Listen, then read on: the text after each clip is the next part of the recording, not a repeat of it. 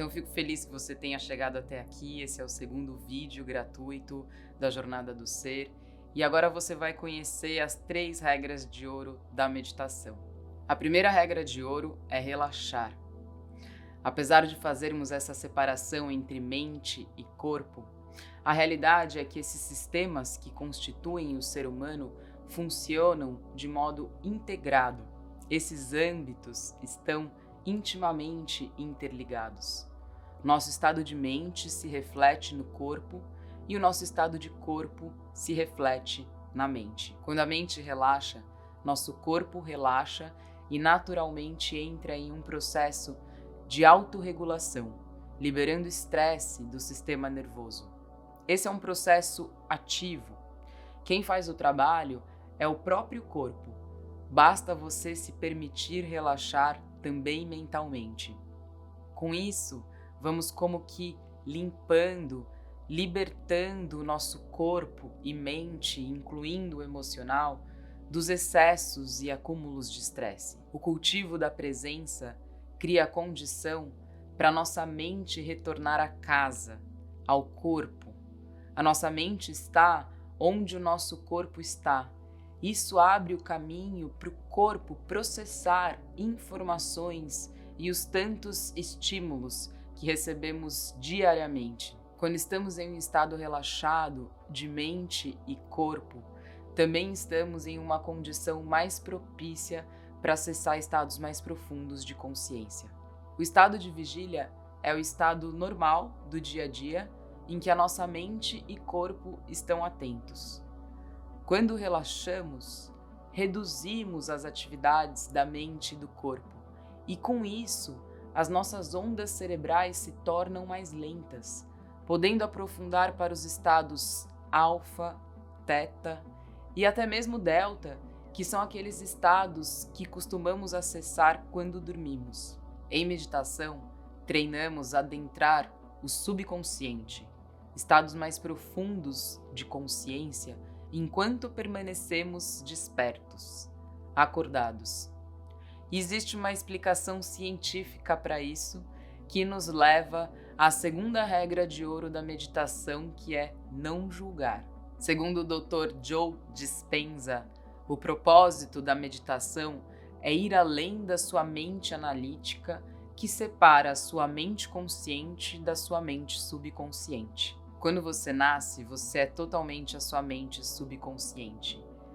A ciência sabe disso porque as ondas cerebrais de crianças, de até os seus primeiros anos de vida, estão em um estado bem lento, o que as tornam sugestivas à informação, como esponjas mesmo. Crianças não têm o mesmo senso de julgamento e crítica do que os adultos. Na primeira infância, as crianças não têm habilidades analíticas.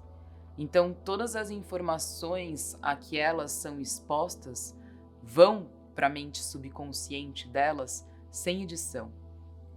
E isso começa a estabelecer a fundação dos nossos hábitos e comportamentos subconscientes futuros. À medida que as ondas cerebrais das crianças começam a mudar para ondas mais rápidas, entre as idades dos 6 aos 9 anos, elas começam a formar a sua mente analítica.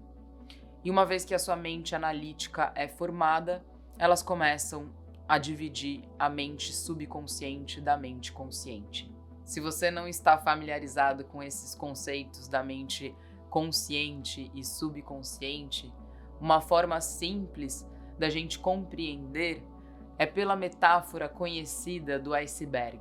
A parte visível do iceberg, que está acima da superfície, o manifesto, é a sua mente consciente, que corresponde a 5% da sua mente total. A mente consciente se comunica com o mundo através da fala, imagens, escrita, pensamentos. É o que você vê, o que você conhece sobre si mesmo e como você se define. Segundo Freud, a mente consciente corresponde ao ego. A mente subconsciente e inconsciente é a parte do iceberg que está imerso dentro da água, o não manifesto, que corresponde a maior parte de quem você é, aos outros 95%.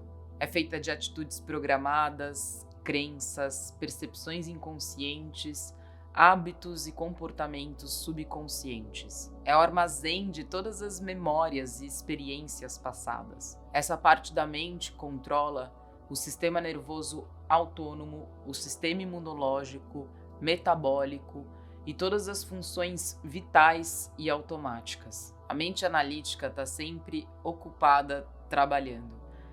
Como o cérebro é dividido em 2 hemisférios, a mente analítica, que está ligada ao hemisfério esquerdo do cérebro, está sempre julgando, separando a realidade entre passado e futuro, certo e errado, conhecido e desconhecido, em um estado polarizado de consciência. Por isso que o propósito da meditação é ir além da mente analítica e entrar no sistema operacional onde esses programas subconscientes existem. Então nós começamos a pegar crenças limitantes, hábitos e comportamentos subconscientes e começamos a reprogramá-los para eles se tornarem mais coerentes e eficientes. Pense na mente consciente como o capitão de um navio dando ordens. O capitão pode estar no comando e dar as ordens, mas é a tripulação que realmente guia o navio, de acordo com o treinamento que eles receberam ao longo dos anos. Você não pode mudar a sua mente subconsciente com a sua mente consciente. Você precisa ir além da sua mente analítica para fazer isso.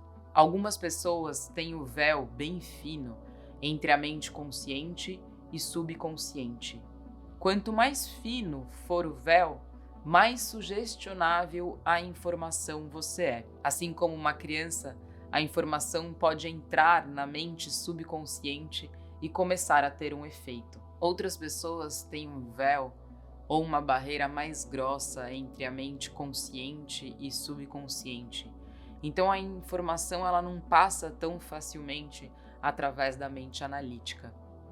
Com isso, quanto menos analítico você for, mais sugestionável a informação você é. Ou quanto mais analítico você for, menos sugestionável a informação você é. À medida que você aumenta as suas ondas cerebrais, de repente você está aumentando as suas faculdades analíticas, porque você está pensando e analisando mais, você está menos sugestionável à informação. Esse é o estado que conhecemos em vigília, que é mais distante do estado meditativo. Então nós queremos ser mais sugestionáveis no processo meditativo, porque nós queremos aceitar, acreditar e se entregar para certos pensamentos sem analisá-los ou julgá-los, de modo que possamos começar a reprogramar a mente subconsciente e também aprofundar o nosso estado meditativo. Um dos objetivos da jornada do ser é te ajudar a reprogramar a sua mente subconsciente através das meditações guiadas que você vai receber no curso. Quando você vive em um programa subconsciente, assim como um programa no seu computador, quando você aperta o play ou o iniciar, ele opera automaticamente. Isso é exatamente o que acontece subconscientemente. E muitas pessoas têm programas subconscientes que estão definindo as suas vidas. Por mais que a sua mente consciente queira outra coisa, a sua mente subconsciente pode estar sabotando o resultado. Por isso que no processo meditativo, o nosso treino é aprender a ir além da mente analítica para reprogramar esses estados subconscientes de mente e corpo e começar a escrever um novo programa. E também para despertar estados mais profundos de mente. Para isso, precisamos praticar o não julgamento e ser sugestionável à informação. Espero que eu tenha te ajudado com essa explicação. Mas se por acaso ainda não ficou claro para você esses conceitos da mente consciente e subconsciente, escreva nos comentários as suas dúvidas. De qualquer maneira, eu vou aprofundar esse assunto no módulo 2 da Jornada do Ser. Continuando, meditar envolve despertar a sua atenção para o centro da consciência que se encontra em equilíbrio dinâmico entre as polaridades do yin e yang, luz, escuridão, feminino, masculino. Existe uma razão muito importante para esse movimento da unidade para a dualidade. A dualidade cria um movimento de atração e repulsão entre as polaridades. E é somente através da reunião de polaridades opostas que uma nova vida vem ao mundo. Por isso que é importante que a gente não se identifique nem com um lado, nem com o outro da polaridade. Que a gente possa reunir opostos e ir além do que a gente julga como positivo ou negativo. Se entregar para o caminho do meio, como Buda descreve, de volta à unidade da consciência. E é por isso que praticamos o não julgamento em meditação, porque a vida, o ser, a meditação se encontra na alquimia, na união dos opostos, que são essenciais para a experiência da vida na Terra. Enfim, isso nos leva à terceira regra de ouro da meditação, que é não buscar resultados ou criar expectativas. Quando buscamos resultados, criamos um desejo de atingir aquele determinado resultado, o que pode nos levar a nos apegar daquilo que queremos atingir e, com isso, nos afastamos do centro, podendo cair no medo se aquele resultado não for atingido. A meditação é um treino de flexibilidade da mente, de desapego de tudo aquilo que é passível de mudança, de ambos os lados, positivo e negativo. Seu pavio se torna menos curto, menos suscetível ao estresse.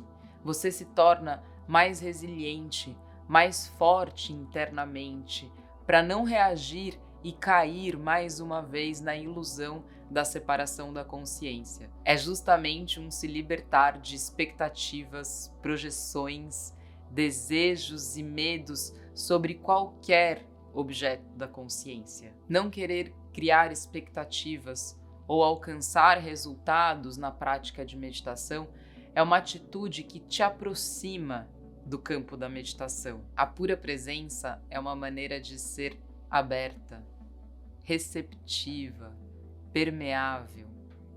Você observa a si mesmo com frescor e curiosidade de uma criança que quer descobrir algo novo, como se fosse a primeira vez. A cada vez que você se senta para meditar, é uma nova experiência e oportunidade de você conhecer mais sobre você mesmo naquele momento presente. Deixe que a meditação chegue, se revele para você, enquanto permanece como uma testemunha amorosa. Quanto mais livre e isento de agendas ocultas, de querer reproduzir experiências passadas ou atingir estados de iluminação, mais aberto e em uma condição adequada você estará para aprofundar o seu estado de presença em meditação.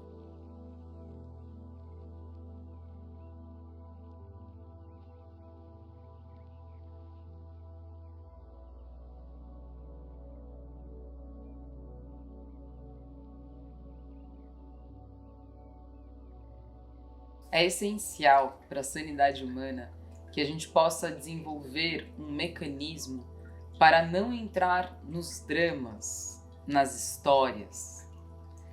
Fortalecendo o centro com a prática de meditação, nos treinamos a ser a tela, o contexto, o ambiente no qual as experiências acontecem e são conhecidas, que é a própria consciência por si mesmo.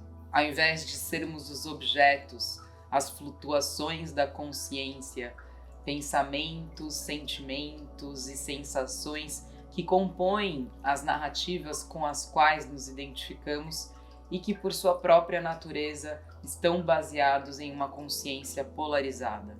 Nessa condição dividida, nos deixamos ser tomados pela raiva, ódio e sentimentos de medo e separação que nos colocam em uma condição de reatividade, numa relação de luta, de disputa, de competição, como se estivéssemos uns contra os outros e contra si mesmo.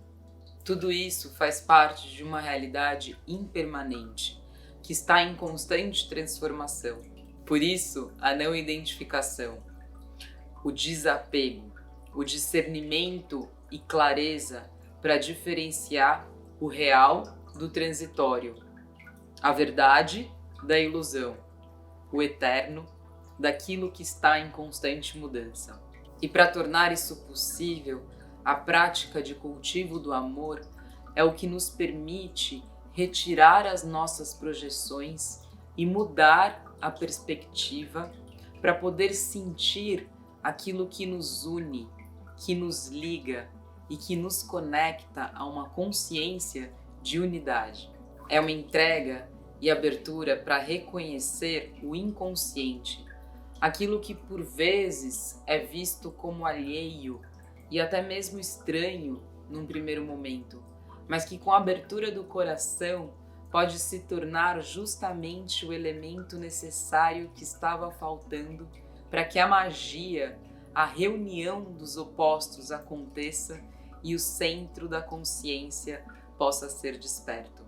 Isso é o mesmo que nos conectar com a nossa essência divina, com o núcleo do Espírito Divino em cada um de nós. O diferente, o que julgamos como mal, errado, abominável, é também parte do todo. Podemos nos tornar mestres e mestras de nós mesmos e dos outros se nos permitirmos a isso, a aprender com as diferenças, com o mal que julgamos fora de nós, mas que quando temos coragem de olhar, sair das nossas próprias convicções e acolher, nos tornamos amigos, aliados dos nossos próprios inimigos e deixamos de agir como se estivéssemos em guerra uns com os outros. Isso não é o mesmo que se render ao outro, se submeter ou deixar de ter a sua crítica em relação ao que acontece e às pessoas. Isso significa não se inflar, não se deixar cair na ilusão da separação, na tentação de defender os próprios interesses e perder de vista o que realmente importa, que é cultivar a essência que nos une. É uma escolha consciente para colocar a sua atenção e energia na essência que nos une, naquilo que fica e é eterno, na nossa natureza compassiva e amorosa que permite tudo ser e que está além das diferenças. Por mais utópico que isso possa parecer, é real e possível. É algo que cada um de nós podemos escolher fazer por si mesmo e pelo mundo. Sustentar o campo do amor, o centro da consciência.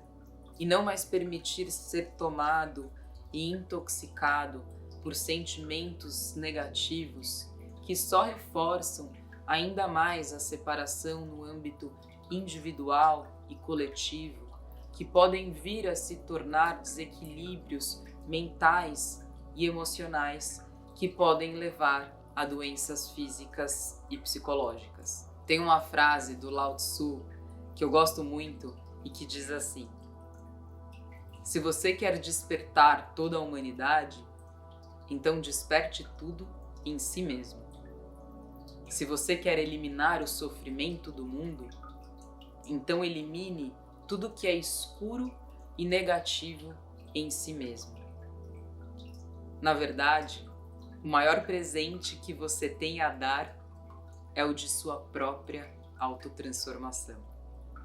Nesse caminho da meditação, em que praticamos a autoconsciência e autorresponsabilidade, vamos nos tornando mestres de nós mesmos, assumindo o próprio cuidado com a saúde integral e sanidade psicoespiritual, desenvolvendo a capacidade de se autorregenerar. Não que você não precise procurar a ajuda de um profissional ou um especialista num assunto para se tratar. Com certeza não somos autossuficientes e precisamos de ajuda, especialmente em casos específicos. Mas também temos a nossa parcela de responsabilidade para assumir com relação ao nosso próprio autocuidado. Uma boa alimentação, atividade física e procurar cuidar da saúde mental e emocional, por exemplo, praticando meditação ou fazendo algum outro tipo de trabalho terapêutico ou espiritual. Precisamos encontrar um caminho para parar de alimentar as nossas neuroses, os nossos vícios, sejam químicos ou psíquicos. Parar de querer controlar tudo, de achar que sabemos tudo, como se fôssemos donos de uma verdade superior. Ninguém é mais ou menos que ninguém. Somos semelhantes porque somos feitos da mesma essência primordial. Sem essa natureza fundamental, nós simplesmente não existiríamos. Talvez as únicas certezas que temos é que tudo passa e que cada um de nós vamos deixar de existir um dia nesse corpo, nesse veículo da vida. Sabemos, em alguma medida, que não vale a pena alimentar a desunião entre nós. Estamos de passagem. Não estamos aqui para competir, mas sim para cooperar uns com os outros e com nós mesmos. Apreciar o presente exatamente como é. Como já dizia o Gandhi, não existe um caminho para a felicidade. A felicidade é o caminho. No próximo vídeo você vai conhecer as 4 posturas básicas de meditação e os 7 tipos principais de técnicas de meditação. E você vai também poder experimentar uma meditação guiada de atenção plena ou mindfulness. Até lá! E se você ainda não se inscreveu no canal, inscreva-se e compartilhe com os amigos. Assim vocês poderão acompanhar de perto as novas publicações. Talvez você tenha percebido que eu procurei demonstrar como a vida é feita de luz e escuridão, do dia e da noite, de momentos de felicidade e tristeza. Então, meu principal propósito com a Jornada do Ser é te ajudar a integrar as polaridades na sua própria consciência através da meditação. E agora eu quero te convidar a ouvir alguns depoimentos de pessoas que meditam comigo e que vão contar como a meditação impactou na vida delas. Eu te convido agora para a Jornada do Ser. Vamos juntos! Olá, tudo bem? Meu nome é Alba e eu queria deixar um pequeno depoimento com minha experiência com a meditação guiada pela Thaís. Felizmente, a Thaís forma parte do grupo das minhas melhores amigas e eu tenho uma sorte imensa de ter ela na minha vida.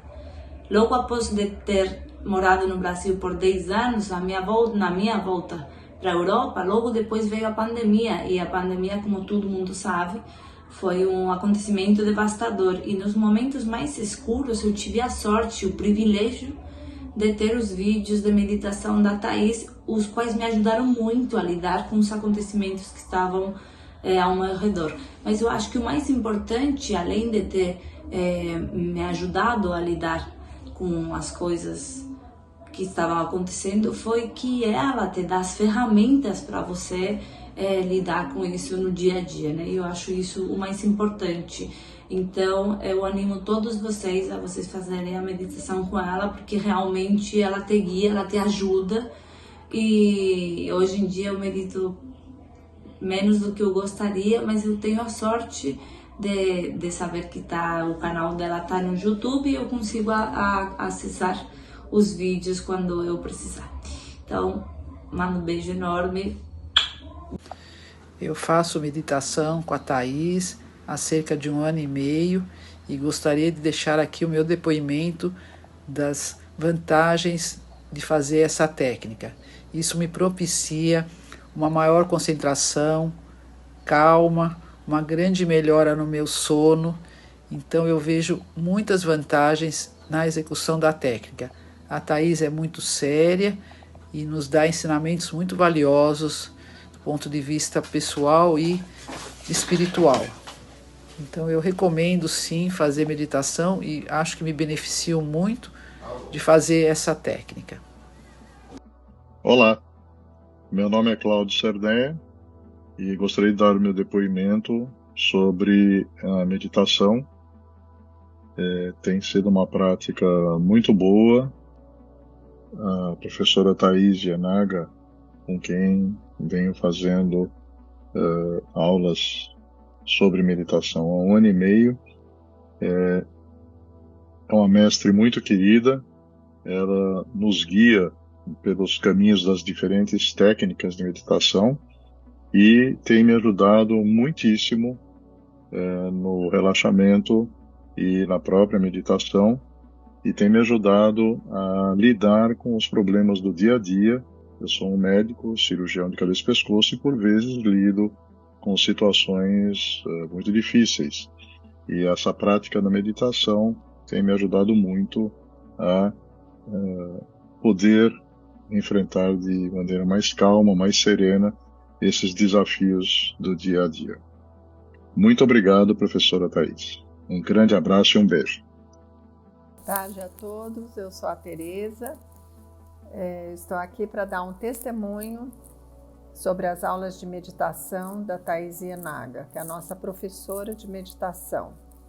A Thaís, ela é professora do clube ao qual eu participo, e ela também dá aulas de meditação individuais para as pessoas.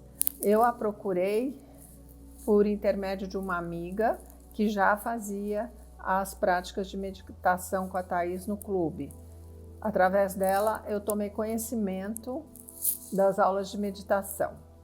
E desde aí, minha vida vem se tornando muito melhor, de qualidade, porque eu acho que a meditação é um caminho de autoconhecimento, assim como outras formas, análise, yoga e várias outras formas que existem para a gente se conhecer melhor.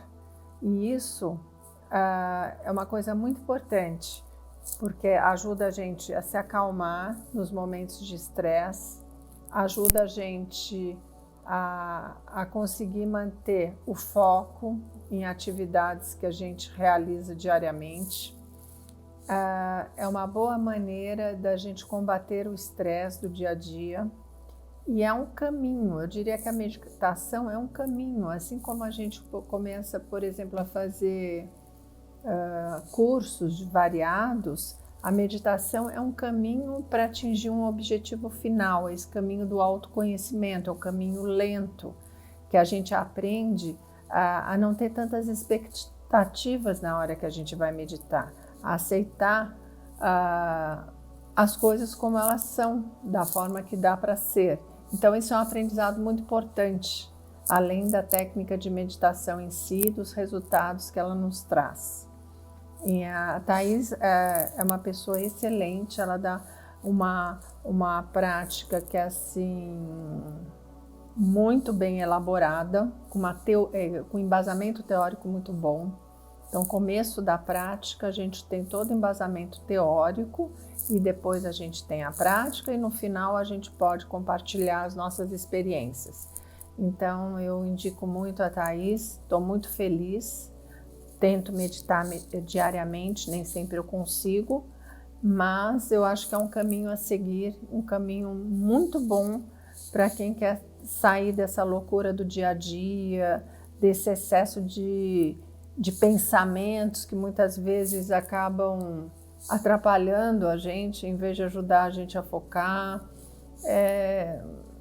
para a gente desenvolver também uma percepção interna do que a gente é e do que a gente pode ser, dos nossos limites.